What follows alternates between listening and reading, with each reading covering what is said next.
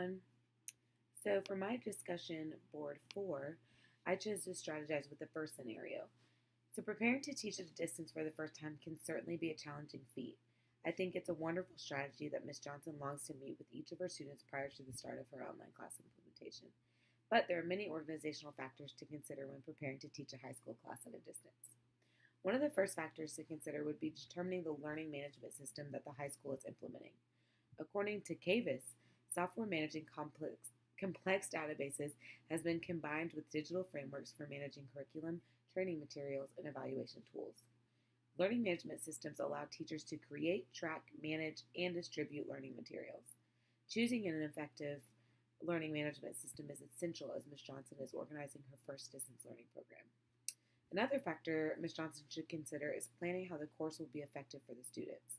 This is when she can receive input from the students as she is meeting with each of them one-on-one prior to the start of the course.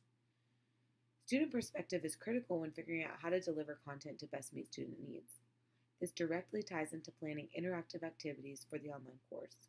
According to Fing, tutorials are also involved in interactive distance learning as it involves learning something new. New information is provided, ideas are discussed, and examples are explored. Practice and feedback are fixed into that learning process. This seems like a feasible option for Ms. Johnson as she's planning to deliver content to a high school math distance class. Another content delivery strategy that Fing mentions is simulation. The simulation simulates a real-world situation. The scenario is presented and the problem is identified.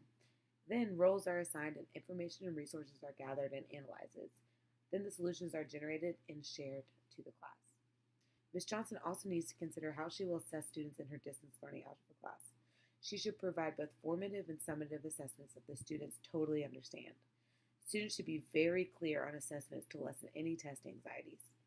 Also, according to Robles and Braithen, one type of assessment alone will not be enough to measure all of the outcomes desired.